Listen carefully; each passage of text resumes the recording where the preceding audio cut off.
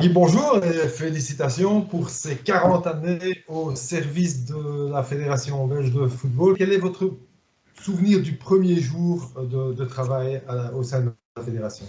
Ah bien, mon premier jour, ça a été l'arrivée par la rue de la Loi, hein. On était au bureau de la rue de la Loi, donc c'était la rue du cabinet du gouvernement, donc c'était une rue qui avait quand même une renommée.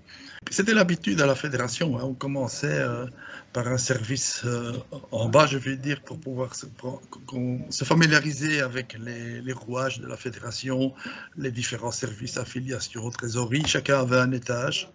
Et donc, une fois qu'on était familiarisé, ben, on pouvait alors, qu'on était connu, on n'avait plus un chef de service ou l'autre, et alors on démarrait quelque part dans l'administration. Là, j'ai commencé au Brabant en 81 et en 90, je partais ici au Luxembourg, puisque les secrétaires provinciaux, comme on les appelait à l'époque, étaient issus de l'administration. Albert Rosens, le secrétaire général de l'époque, aimait bien connaître ces gens et aussi que quand nous partions en province, nous devenions un ambassadeur de la fédération et il trouvait intéressant qu'on connaisse tout le personnel et tout le fonctionnement de la fédération. Comme ça, en cas de recherche de renseignements, on avait beaucoup des contacts plus faciles et on pouvait directement sonner à la bonne personne pour obtenir ces renseignements-là. Pour un Bruxellois, se retrouver dans la province du Luxembourg, c'est un changement énorme, j'imagine. C'était l'habitude pour les gens de la capitale de s'expatrier dans les Ardennes. Depuis que j'ai l'âge de 12 ans, je passe tous mes vacances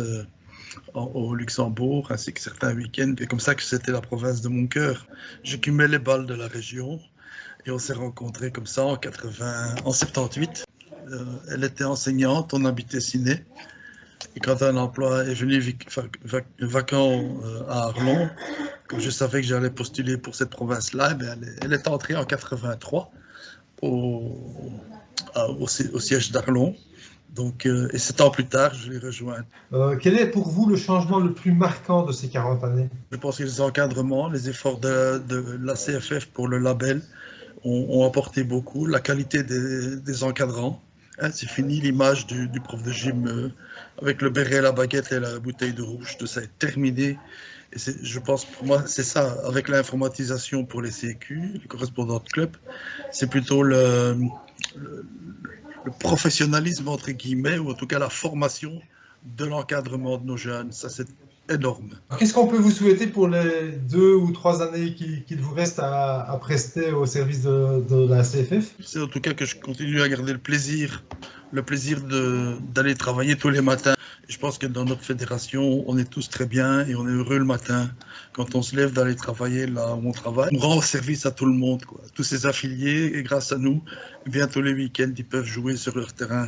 Et aussi les dirigeants, bien sûr. Mais enfin, on est une bonne partie du rouage quand même.